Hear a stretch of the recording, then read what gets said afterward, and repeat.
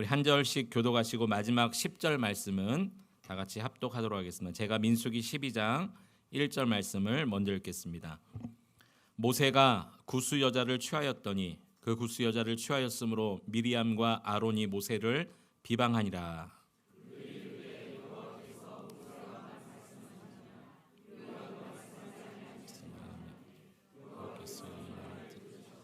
이 사람 모세는 온유함이 지면의 모든 사람보다 더하더라.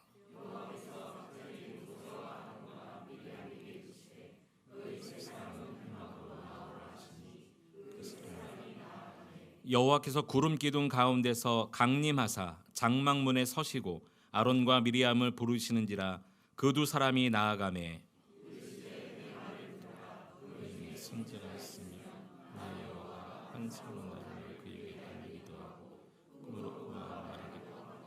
내 종 모세와는 그렇지 아니하니 그는 내 온 집에 충성함이라. 명백히 말하고 은밀한 말로 하지 아니하며 그는 또 여호와의 형상을 보고는 너희가 어찌하여 내 종 모세를 비방하기를 두려워하지. 여호와께서 그들을 향하여 진노하시고 떠나심에 구름이 장막 위에서 떠나갔고 미리암은 나병에 걸려 눈과 같더라. 아론이 미리암을 본즉 나병에 걸렸는지라. 아멘. 개인적 신앙, 공동체적 신앙이라는 제목을 가지고 함께 말씀을 나누겠습니다. 여러분 이 그림이 혹시 어떻게 보이시나요? 질문 드립니다. 이 고양이는 계단을 내려가고 있을까요? 올라가고 있을까요? 여러분들 어떻게 보이십니까? 네, 올라가고 계십니까? 혹시 내려가는 것처럼 보이지 않으시나요? 네, 내려가는 것처럼 보이시는 것 같습니다. 네, 네, 어떤 분은 이거 올라가는 건데, 어떤 분은 이게 내려가는 건데, 약간 착시 현상처럼 일어나죠. 자, 다음 그림은 또 어떻게 보이십니까? 앞 사람으로 보이십니까? 옆 사람으로 보이십니까? 옆 사람 같지 않으시나요? 네, 어떤 분은 이거 앞인데, 어떤 분은 옆인데. 그런 분이 있죠. 네, 됐습니다. 여러분 제 손에 동전이 하나 있는데 우리나라 말에 이런 말이 있죠. 동전 네, 양면과 같다. 그런 말이 있습니다. 이 동전은 500원짜리 동전입니다. 한쪽에는 뭐 누구는 두루미라고 하고 또 학이라고도 말하는데 두루미가에 속한 학이라고 말할 수 있는데 학 그림을 보고 500원이라고 말하는 분이 있고 또 뒤에 동전 그 숫자 500을 보고 500원이라고 말하는 분이 있습니다. 여러분 학이 중요합니까? 500이 중요합니까? 500이 중요한가요? 네. 사실 보여드린 그림과 이 동전 모두는 사실 하나죠. 하나인데 우리의 관점에 따라서 이거 내려가는 건데 무슨 말이야? 올라가고 있어라고 말하는 사람이 있고 이거 앞을 보고 있는데 무슨 말이야? 옆을 보고 있는 거야. 그렇게 말하는 사람이 있고 이거 학이 중요한데 아니야 500이 중요해 그렇게 말하는 사람들이 있습니다. 서로 다를 수 있어요. 그러나 중요한 것은 하나를 가리키고 있다는 겁니다. 우리 모두가 다른 관점에서 바라보고 있을 뿐이라는 거죠. 뗄래야 뗄 수 없는 관계 이런 것을 동전의 양면과 같다 그렇게 말합니다. 서로 분명히 다른데 늘 붙어 있을 수밖에 없는 관계 이것을 동전의 양면과 같다 그런 의미로 말할 수 있겠습니다. 예를 들면 실과 바늘 분명히 다르죠. 네, 모양도 다릅니다. 그러나 이 둘은 반드시 같이 가야 되는 것입니다. 우리나라에서 말할 때는 좀 덜 그런데 외국에서 대한민국을 말할 때 항상 따라오는 또 다른 민족이 있죠. 북한을 이야기합니다. 외국 사람들은 그렇게 말합니다. 한국 그러면 또 북한도 항상 이야기한다고 해요. 뗄래야 뗄 수 없는 관계죠. 또 뗄래야 뗄 수 없는 관계가 있습니다. 남편과 아내 뗄래야 뗄 수 없는 그런 관계인 거죠. 여러분 이처럼 신앙생활도 절대 떨어질 수 없는 분명히 모양은 다르지만 분명히 관점은 다르지만 떨어질 수 없는 신앙의 두 형태가 있습니다. 하나는 개인적 신앙이고 하나는 공동체적 신앙입니다. 개인적 신앙은 어떤 게 있을까요? 먼저 믿음. 네, 믿음은 개인적 믿음을 이야기합니다. 옆 사람의 믿음으로 내가 천국 갈 수 없습니다. 오직 나의 믿음으로 구원받고 천국 가는 거죠. 기도도 하나님과 1대1과의 만남입니다. 하나님과 깊은 교제, 또 말씀을 모두가 듣지만 깨달아지는 것, 이거 다 개인적 신앙이라고 말할 수 있습니다.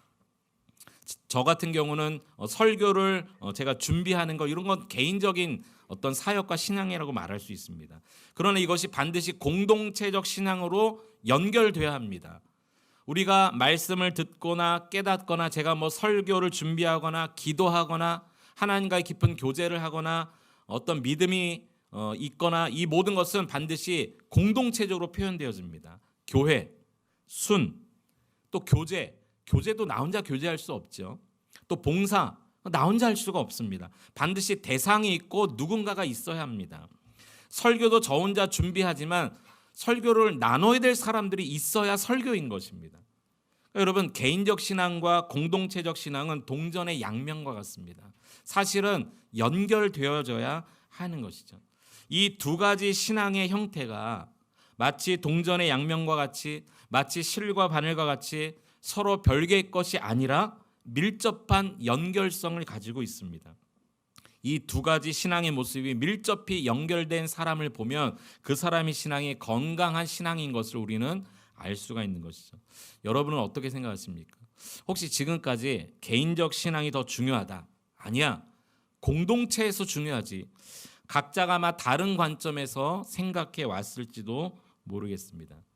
하지만 모두가 중요하고 모두가 같습니다.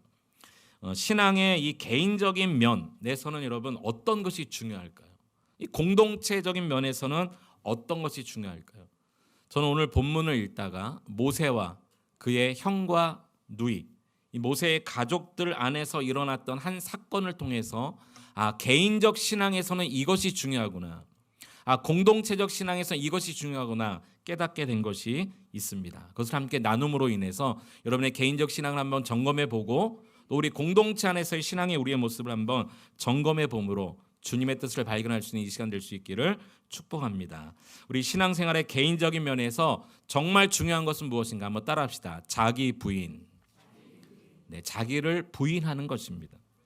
여러분, 모세에게는 형과 누이가 있었습니다. 아론과 미리암입니다. 그런데 1절에 보니까 아론과 미리암이 동생 모세를 비방했다라고 말합니다. 우리 1절 한 번만 더 읽어보겠습니다. 시작. 모세가 구스 여자를 취하였더니 그 구스 여자를 취하였으므로 미리암과 아론이 모세를 비방하니라. 모세에게는 원래 아내가 있었죠. 십보라라고 하는 아내가 있었지만 아내가 일찍 죽습니다. 그럼 아내가 죽고 나자 모세가 다른 여자를 아내로 맞습니다. 이 성경, 특히 구약 시대에는 아내가 죽었을 때 또 다른 아내를 맞는 것이 잘못된 일은 아니었습니다. 그 당시의 문화 중에 하나였죠. 그런데 문제는 뭐냐면 아내를 데리고 왔는데 누구를 데려왔다는 거예요? 구스 여자를 데려왔다는, 구스 여자. 이 구스는 어디냐면 애굽 지역의 남방 쪽에 있는 에디오피아를 가리킵니다. 한번 생각해 보십시오. 지금 민수기 12장 정도 왔으면 출애굽 전입니까 후입니까? 네, 아는데 대답 안 하시는 거죠. 출애굽 전입니까 후입니까? 후죠. 출애굽기 지나왔잖아요. 여러분, 출애굽할 때 이스라엘 백성들만 애굽에서 나온 게 아니라 그날 모세를 통해서 어린 양의 피를 문인방과 문설주에 바르라, 그러면 살 것이라고 그 말을 들은 그 땅에 살았던 애굽의 모든 잡족들 중에 정말 그럴까 하여 의심도 되었지만 그대로 어린 양의 피를 문인방과 문설주에 바른 집은요 다 살아났어요. 그리고 함께 따라 나온 자들도 있었다고 그랬어요.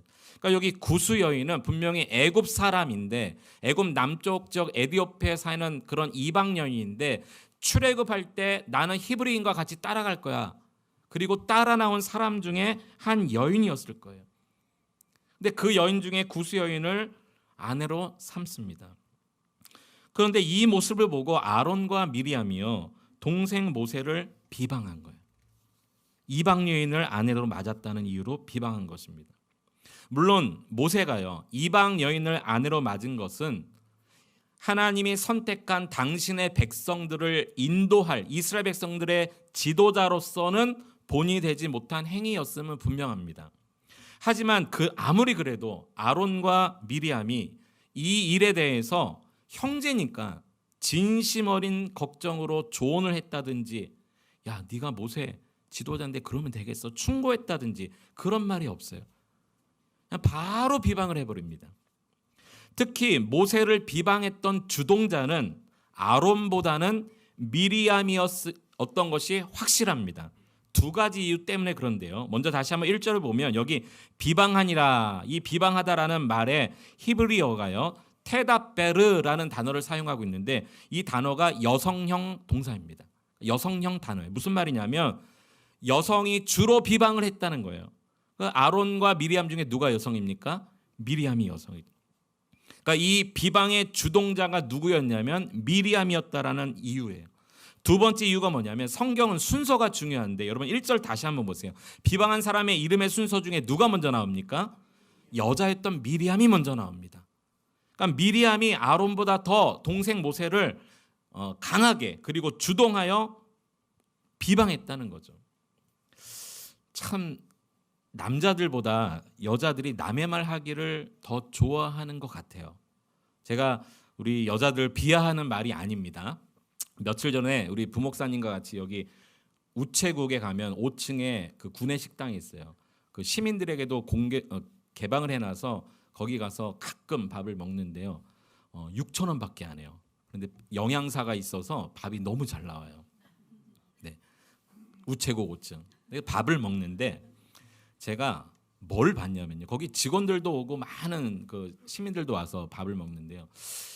한쪽 테이블에는 남자 직원만 5명이 앉았고 한쪽 테이블에는 여자만 2명이 앉았어요. 근데 남자들은 얼굴도 안 쳐다보고 밥만 먹어요. 계속 쩝쩝소리는 밥만 계속 먹어요. 아무 얘기도 안 해요. 근데 여자들은 둘이 앉아서 이 국 너무 짜지 않아? 막 별 얘기를 다 하는 거예요. 그래서 막 계속 얘기를 주고받습니다. 밥 먹는 속도는 똑같더라고요. 그런데 그래서 저랑 우리 저기 장영훈 목사님 둘이 가서 이제 평일이니까 밥을 먹는데 우리도 별 할 얘기가 없는 거예요. 예. 뭐 기본적인 사항 다 알고 그동안 뭐 계속 밥 먹으면서 많이 대화했기 때문에 우리 둘이도 남자인가 계속 그냥 밥만 먹더라고요. 제가 여자들 비하하는 발언을 하는 게 아니라 가만히 보니까 주변에서 남자들보다는 그래도 여자들이 남의 얘기하는 경우가 많더라고요. 네, 뭐 아멘까지는 안 하셔도 되는데 우리 여성들 몇 분이 고개를 끄덕끄덕 해주셔서 그래도 동의를 해주시는 것 같아요. 여러분 성경에도 여러분 그런 몇 가지 사건이 있습니다. 선악과 하와가 따먹고 아담에게 가서 계속 얘기하지 않았겠습니까? 괜찮아 여보, 괜찮더라, 맛있더라, 보기 좋더라, 지혜롭게 할 만큼 탐스럽더라, 막 이런 얘기 하지 않았겠어요? 삼손의 머리카락의 비밀을 캐낸 사람도 여인, 들릴라 여인입니다. 요셉을 유혹해서 누명을 씌운 다음에 2년 동안 감옥에 갇히게 했던 사람도 보디발의 아내입니다.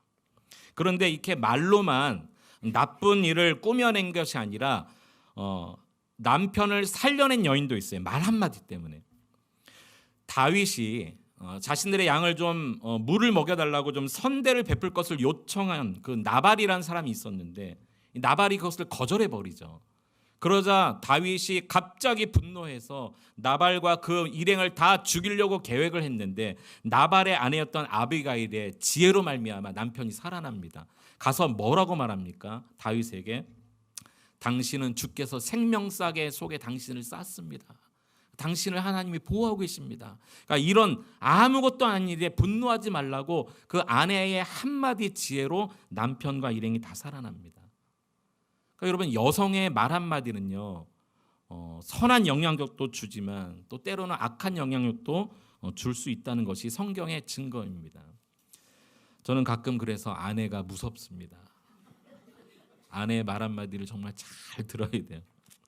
이렇게 미리암이 앞장서서 모세를 비방했고 아론도 옆에서 맞다 그러면서 분명히 동조했을 거예요. 그런데 특이한 점은 이 미리암과 아론이 모세를 비방했던 핵심이 구수 여자 때문이 아니었다는 거예요. 우리가 생각할 때는 이방 여인을 아내로 맞았기 때문이구나라고 생각할 수 있지만 그 모세를 비방했던 핵심이 구스 여자 때문이 아니라 모세의 독자적 지도력 때문이었어요. 여러분 2절 말씀 한번 같이 한번 읽어봅시다. 2절 왜 비방했는지 2절 시작. 그들이 이르되 여호와께서 모세와만 말씀하셨느냐 우리와도 말씀하지 아니하셨느냐 하매 여호와께서 이 말을 들으셨더라. 하나님께서 모세와만 말을 했느냐 우리에게도 말하지 않았느냐? 그러니까 자신들이 볼 때 이 미리암과 아론이 볼 때 이 동생 모세와 자신을 비교해 봤을 때 자기들 눈에는 모세가 별로 특별해 보이지 않는 그냥 동생인 거예요. 특별할 것 없는 그냥 같은 형제일 뿐이고 자신들도 모세에 비해서 전혀 모자름이 없어 보이는 거예요. 그런데 모세는 특별한 지도력을 행하고 자신들은 아무런 힘도 없이 그저 모세를 곁에서 수종 드는 상황만 계속 펼쳐지니까 그것을 받아들일 수가 없는 거죠. 이 미리암과 아론이. 평소에 그것이 늘 불만이었다가 갑자기 모세의 허물이 보이니까 그냥 비방해 버리는 거죠. 하지만 그들은 간과한 것이 하나 있었습니다. 모세를 비방하는 것은 모세를 이스라엘 백성의 지도자로 세우신 하나님을 대적하고 하나님을 비방하는 것임을 그들은 간과해 버렸어요. 그래서 하나님이 모세를 비방하는 이 아론과 미리암에게 이렇게 책망하십니다. 자, 우리 성경을 통해서 한번 확인해 볼 텐데요. 4절부터 10절까지를 같이 한번 읽어 볼 텐데 어떤 하나님의 책망과 그 결과가 무엇인지를 4절부터 10절까지 우리 같이 한번 읽어보겠습니다. 시작. 여호와께서 갑자기 모세와 아론과 미리암에게 이르시되 너희 세 사람은 회막으로 나오라 하시니 그 세 사람이 나아가매 여호와께서 구름 기둥 가운데로 강림하사 장막문에 서시고 아론과 미리암을 부르시는지라 그 두 사람이 나아가매. 네, 여기까지만 한번 보겠습니다. 자, 이 문제가 얼마나 중대한 문제였는지 하나님이 친히 강림하셨대요. 동생을 비방한 일을 두고 하나님이 친히 그 구름 기둥 가운데서 강림하여 장막문에 서셨대요. 모세, 아론, 미리암을 따로 부르시고 그리고 아론과 미리암에게만 지금 말씀하시는 거예요. 친히 강림하셔서 뭐라고 말씀하셨는가? 6절 시작. 이르시되 내 말을 들으라. 너희 중에 선지자가 있으면 나 여호와가 환상으로 나를 그에게 알리기도 하고 꿈으로 그와 말하기도 하거니와 내 종 모세와는 그렇지 아니하니 그는 내 온 집에 충성함이라. 그와는 내가 대면하여 명백히 말하고 은밀한 말로 하지 아니하며 그는 또 여호와의 형상을 보거늘 너희가 어찌하여 내 종 모세를 비방하거를 두려워하지 아니하느냐. 여호와께서 그들을 향하여 진노하시고 떠나심에 구름이 장막 위에서 떠나갔고 미리암은 나병에 걸려 눈과 같더라. 아론이 미리암을 본즉 나병에 걸렸는지라.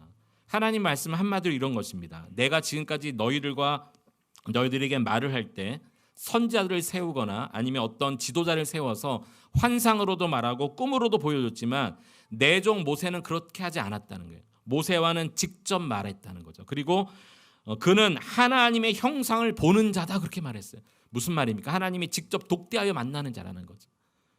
다른 선지자처럼 그렇게 하나님 말씀하지 않았고 직접 얼굴과 얼굴을 독대어 말하듯이 그랬던 자였는데 그러면서 이 책망의 핵심이 어디 있냐면 8절에 있습니다. 8절에 보면 어찌하여 내 종 모세 비방하기를 두려워하지 아니하느냐. 무슨 말입니까? 어찌하여 비방하기를 두려워하지 않는가? 남을 비방하는 것은 두려워해야 될 죄라는 것을 지금 말씀해 주고 계세요. 아론과 미리암이 모세를 비방했던 이유는요. 결국 자기 자신을 내려놓지 못했기 때문입니다. 자기 부인이 없었기 때문이에요. 자기 생각 내려놓지 못했어요. 자기 의지 내려놓지 못했어요. 심지어 자기 자존심도 내려놓지 못하고 그냥 비방을 쏟아 부었습니다. 자기를 내려놓지 못하는 것을 하나님은 두려워해야 될 죄로 간주하십니다. 여러분 신앙생활의 개인적인 면에서 정말 중요한 것은 뭐냐면 자기를 부인하는 거예요. 가장 자기 부인의 첫 번째로 할 수 있는 것은 죄를 고백하는 거죠. 하나님 저는 죄인입니다. 이것도 자기 부인이에요. 하나님 저는 부족한 자입니다. 저는 연약한 자입니다. 저는 실수가 많은 자입니다. 저는 지혜가 부족한 자입니다. 힘이 없는 자입니다. 백도 없습니다. 아무것도 없습니다. 하나님, 자기를 고백하는 것. 겸손하게 하나님 앞에 자신을 고백하고, 그러기 때문에 하나님 뜻에 제가 순종하겠습니다. 자기의 연약함을 인정하고 하나님의 온전하심을 인정하는 것, 이것이 자기 부인입니다. 그러나 모세와 미리암은 자기 부인이 없었어요. 하나님이 직접 나타나셨어요. 그리고 왜 비방하는 것을 두려워하지 않느냐, 그렇게 말씀하셨어요. 예수님도 그렇게 말씀하신 적이 있으시죠. 누구든지 나를 따라오려거든 자기를 부인하고 자기 십자가를 지고 나를 따를 것이니라. 십자가 지는 것보다 먼저 선행되어야 할 것을 예수님은 자기를 부인하는 것, 자신을 내려놓는 것, 연약함을 인정하는 것, 부족함을 인정하는 것. 오늘부터 여러분의 생각의 기준이 바뀌어지기를 바랍니다. 나 자신에서 하나님의 뜻으로 나의 모든 생각의 기준이 바뀌었으면 좋겠어요. 내 생각이 틀릴 수도 있다고 생각해 보십시오. 나의 결정과 선택이 틀릴 수도 있다고 생각해 보십시오. 그러면 조금 더 마음이 편해집니다. 자기를 내려놓을 수 있습니다. 자기를 내려놓지 못하니까, 자기 부인이 없으니까 늘 비교하게 되고요. 그러다 보면 비방의 죄를 짓게 되어지는 것입니다. 자기 부인으로 말미암아 개인적 신앙의 성숙함을 보일 수 있는 우리 모두가 될 수 있기를 축복합니다. 두 번째, 신앙생활의 공동체적인 면에서 필요한 것, 정말 중요한 것은 무엇인가 한번 따라합시다. 온유함입니다. 여러분, 공동체는 기독교 신앙에서 절대 빠뜨릴 수 없습니다. 어떤 분은 그렇게 생각합니다. 나 혼자 예수 믿고 나 혼자 말씀을 잘 듣고 이해하고 내가 믿음 갖고 나 혼자 어차피 천국 가는 거기 때문에 나 혼자 신앙생활하는 거 뭐가 잘못된 것이냐, 그렇게 말하는 분도 계십니다. 어떤 면에서는 맞을 수도 있지만 정확히 말하면 맞지 않습니다. 왜냐하면 성경을 아무리 봐도 하나님은요, 홀로 신앙생활하는 것을 말씀하신 적이 없었기 때문입니다. 그래서 공동체라는 말은 기독교 신앙에서 절대로 빠뜨릴 수 없습니다. 하나님은 언제나 공동체를 통해서 일하셨고 역사하셨습니다. 성경에 보니까 하나님이 친히 세우신 두 개의 공동체가 있습니다. 사람에 의해서 시작된 것이 아니라 하나님이 직접 세우신 두 개의 공동체가 있습니다. 하나는 가정이고 하나는 교회입니다. 이것은 사람이 세운 것이 아닙니다. 그렇기 때문에 가정과 교회에서의 모든 삶은 사람의 뜻대로 행할 수가 없습니다. 하나님이 세우신 유일한 두 개의 공동체이기 때문에 그렇습니다. 여러분, 가정을 위해서 기도할 때도 하나님의 뜻을 먼저 물어야 될 이유가 거기 있습니다. 교회를 운영해 나갈 때도, 또 교회에서 맡은 사역을 감당할 때도 하나님의 뜻을 먼저 묻고 그 앞에 엎드려야 될 이유가 거기에 있습니다. 하나님이 세우신 공동체이기 때문에 그렇습니다.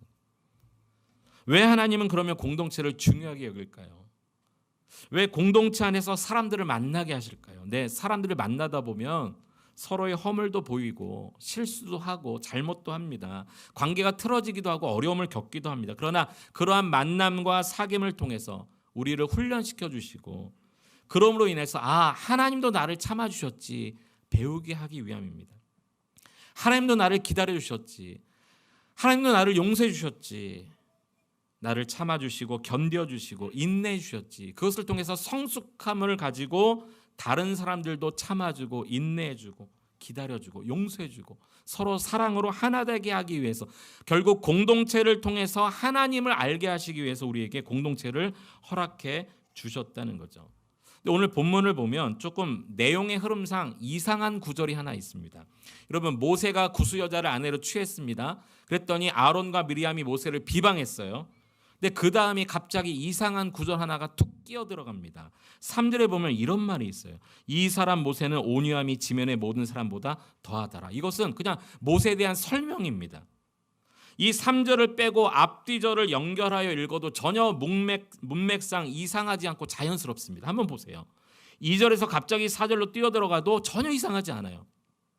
근데 갑자기 이 3절이 중간에 삽입되어 있어요. 이것은 이 사건이 아니라 그냥 설명이에요. 왜 이 3절이 여기에 끼어 들어갔을까요?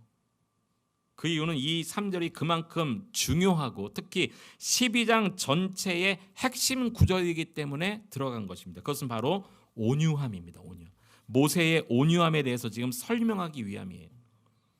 모세는 여러분, 모세의 위대함은요, 그의 삶을 통해서, 업적을 통해서, 행한 일을 통해서, 그가 한 말을 통해서 드러나지 않습니다.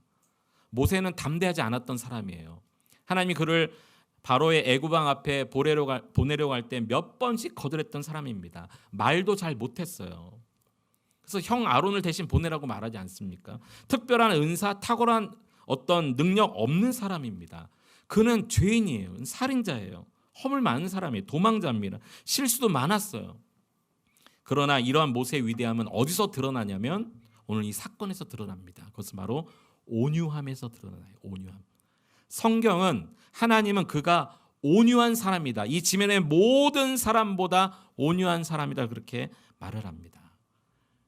여러분, 온유함이라는 성품은 힘 없음이거나 나약함을 말하지 않고 절제됨과 겸손함을 말하는 성품입니다.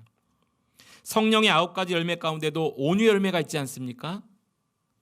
마가복음 5장 5절에도 예수님 이렇게 말씀하셨습니다. 온유한 자는 복이 있나니 그들이 땅을 기업으로 받을 것이며, 시편 37편 11절도 그러나 온유한 자들은 땅을 차지하며 풍성한 화평으로 즐거워하리로다. 온유한 자가 땅을 차지한다는 것은 뭐 부동산을 획득한다는 얘기가 아니라 이 땅에 사는 동안 하나님이 부어주시는 축복이 있다는 거예요. 온유한 자가 받을 복이 있다는 거죠. 그뿐이 아닙니다. 하나님이 우리에게 맡겨주신 사역, 또 우리의 부르심을 이렇게 감당하라고 말씀하셨어요. 에베소서 4장 1절 2절 같이 한번 읽겠습니다. 시작. 그러므로 주 안에서 갇힌 내가 너희를 권하노니 너희가 부르심을 받은 일에 합당하게 행하여 모든 겸손과 온유로 하고 오래 참음으로 사랑 가운데서 서로 용납하고. 너희가 부르심을 받은 일, 내게 맡겨주신 사역과 우리를 부르신 일을 합당하게 행하는 방법 중에 하나가 뭐냐면 온유함이라는 거예요. 온유함. 여러분 맡겨주신 모든 일을 온유함으로 감당하시기를 축복합니다. 그뿐이 아니에요. 여러분, 주님 다시 오실 재림하는 날에 온유한 자는 심판을 피하고 구원해 주시겠다고 약속하셨어요. 시편 76편 8절 9절도 같이 한번 읽어보겠습니다. 시작. 주께서 하늘에서 판결을 선포하심에 땅이 두려워 잠잠하였나니 곧 하나님이 땅의 모든 온유한 자를 구원하시려고 심판하러 일어나신 때로다. 아멘. 하나님이 누구를 특별히 구원하세요? 온유한 자를 구원하시려고 심판으로 오신다는 거. 심판주로. 그냥 믿는 자라고 표현하지 않고 온유한 자라고 표현하셨어요. 하나님은 온유한 자를 구원해 내십니다. 그뿐이 아닙니다. 우리가 속한 모든 공동체 안에서 온유한 사람이 참 지혜롭게 행하는 자라는 것을 성경은 가르쳐 줍니다. 야고보서 3장 13절에 보면 너희 중에 지혜와 총명이 있는 자가 누구냐 이렇게 질문한 다음에 그는 선행으로 말미암아 지혜의 온유함으로 그 행함을 보일지니라 이렇게 말합니다. 다시 말해서 우리가 행하는 모든 선행이 있지 않습니까? 우리 행함, 이 행함은 무엇을 통해 드러나야 된다고 말을 하냐면 온유함을 통해서 드러나야 된다는 거예요. 우리의 선행이. 아무리 열심히 사역하고 아무리 선행을 했지만 갑자기 분노해서 자신의 그 선행을 다 뒤엎어버리는 분들이 계세요. 옳지 않습니다. 올바른 지혜로운 행동이 아닙니다. 그뿐이 아닙니다. 지금까지 읽었던 말씀 다 차치하더라도 정말 중요한 핵심적인 말씀이 있어요. 예수님이 온유하신 분이고 예수님은 내게 와서 이것을 배우라 명령하셨기 때문이죠. 마태복음 11장 29절 같이 한번 읽어봅니다. 나는 마음이 온유하고 겸손하니 나의 멍에를 메고 내게 배우라. 아멘. 우리 다 주님 따라가는 제자 아닙니까? 예수님 닮길 원하는 소망이 있지 않으십니까? 그런데 예수님은 내게 와서 배우라. 뭘 배우라고 말씀하셨습니까? 온유함을 배우라. 겸손함을 배우라 말씀하셨어요. 여러분, 신앙생활의 공동체적인 면에서 이 온유함이 너무너무 중요한 이유는 우리가 예수님을 닮아가야 되기 때문인 것입니다. 예수님을 참으로 닮아갈 때 온유함의 성품이 드러나는 거죠. 여러분이 속한 모든 공동체 안에서 온유하시기를 축복합니다. 특히 다음 주부터 우리 순모임이 시작되어집니다. 여러분이 속한 모든 순 안에서 누가 참된 지혜자인가, 누가 맡겨진 사역을 잘 감당하는 사람인가? 네, 온유한 사람입니다. 혹시 순장의 위치에 있는 분들은 하나님 주신 순장의 권위를 악용하지 말고 다른 이들을 억압하지 않기를 축복합니다. 혹시 순원에 위치해 있는 분들은 하나님이 세우신 순장의 권위에 순종하고 공동체를 함께 온유함으로 세워가시는 모두가 될 수 있기를 축복합니다. 혹시 자신의 주장이 있어도 강압적이거나 강요함으로 주장하지 말고 온유함과 절제함으로 하시기를 축복합니다. 혹시 자신의 주장이 관철되지 않더라도 하나님이 일하시도록 기다리시기를 축복합니다. 저는 지금까지 모태신앙으로 살았고 50년 넘도록 많은 교회에서 또 신앙생활하면서 또 제 인생의 절반 이상을 지금 목회 사역을 하면서 많은 성도들을 만나왔습니다. 그러면서 제가 내린 결론 중에 하나가 있는데, 어떤 사람이 신앙이 좋고 나쁜지를 제 나름대로 생각하고 판단할 때 그 사람의 온유한 모습이 있는지 없는지를 보면 거의 틀리지 않다는 것을 알게 되었어요. 참을성이 부족하거나 인내가 부족하거나 쉽게 폭발하고 또 부정적인 말을 막 서슴없이 내뱉는 분들을 보면 어린아이와 같은 신앙의 모습이더라고요. 반대로 인내하고 부드럽게 자기 주장을 말할 줄 알고 참아주고 기다려주고 오히려 다른 이들을 격려하고 응원해 주는 분들을 보면요, 그 신앙의 성숙함이 온유함에 있구나 깨달아졌어요. 그래서 제가 함부로 신앙이 있다 없다, 뭐 믿음이 있다 없다 이것을 제가 논할 수는 없지만 그 온유함을 보니까 신앙이 좋고 나쁨 정도는 가려낼 수가 있겠더라고요. 그러면서 그 온유함은 어디서 생기는 걸까 도대체? 저분의 온유함은 어디서 생기는 걸까? 그 온유함이 막 삶에 묻어나오는 성도들을 또 가만히 살펴보면서 두 가지 결론을 얻었어요. 저분의 온유함은 어디서 나올까? 첫 번째는요, 평소에 하나님과 깊은 교제와 만남을 통해서 온유함이 나오더라고요. 하나님과 깊은 만남과 교제를 하기 위해서는 예배와 기도의 생활이 절대적이더라고요. 그리고 하나님과 깊이 교제하다 보니까 하나님을 자꾸 닮아가는 모습이 보이는 거예요. 두 번째, 그 온유함이 묻어나는 성도를 가만히 관찰해 보니까 도대체 그 온유함이 어디서 나오나 가만히 생각해 보니까 삶에 다가온 고난을 통과하면서 온유함이 나오는 것을 보게 되었어요. 고난과 역경을 통과하다 보니까 내가 이렇게 부족하구나 깨닫는 모습이 보여지고, 그러면서 하나님을 더욱더 의지하게 되고 다른 사람을 돌아보는 눈이 생기고 인정해주고 격려해주고 하다 보니까 그 고난을 통과하면서 자신의 연약함을 발견하면서 하나님을 의지하면서 그렇게 온유함이 묻어나오더라고요. 사랑하는 성도 여러분, 말씀을 정리하면서 여러분에게 권면합니다. 우리 신앙에는 두 가지 측면이 있습니다. 개인적 신앙의 모습이 있고 공동체적 신앙의 모습이 있습니다. 이것은 서로 다르지 않습니다. 동전의 양면과 같습니다. 실과 바늘과 같습니다. 항상 같이 가야 됩니다. 어쩌면 서로 하나로 연결되어져야 건강한 신앙입니다. 그런데 이 개인적 신앙의 측면에서 중요한 것은 자기 부인입니다. 죄인임을 깨닫는 것입니다. 부족함을 깨닫는 것입니다. 연약함을 깨닫는 것입니다. 공동체적 측면에서 중요한 것은 온유함입니다. 인내해 주는 것입니다. 기다려 주는 것입니다. 참아주고 절제하고 견디고 버티는 겁니다. 마치 나를 참아주셨던 하나님처럼.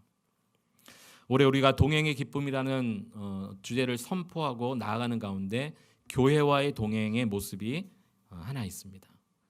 머리 대신 그리스도와 그 몸의 각 지체로서 몸된 우리, 온유하신 예수님을 배우고 따라가면서 우리도 그 온유함으로 그리스도의 몸된 교회를 잘 세워나갈 수 있는 한 해가 될 수 있기를 축복합니다. 온유함으로 교회와 동행해 주십시오. 온유함으로 여러분 순과 동행해 주십시오. 온유함으로 모든 이웃과 동행해 주시기를 부탁드립니다. 하나님은 죄인인 나, 교만한 나, 이기적이면서 열등감 투성인 나, 이런 나를 조건 없이 받아 주셨습니다. 그리고 기다리셨고 용서하셨고 참아주셨고 결국은 십자가 은혜를 통해 하나님 자녀 삼아 주셨습니다. 그 하나님과의 만남과 깊은 교제가 있는 성도일수록 그 교제를 통해 누리는 그 은혜의 누림이 깊어지면 깊어질수록 결국은 타인을 향한 배려와 절제와 온유함은 더욱더 커지게 될 것입니다. 자기 부인과 온유함, 마음속 깊이 생각하고 이번 한 주간 아니 일평생을 살아감으로 하나님께 칭찬받고 많은 사람들에게 인정받는 우리 모든 성도들 될 수 있기를 축복합니다.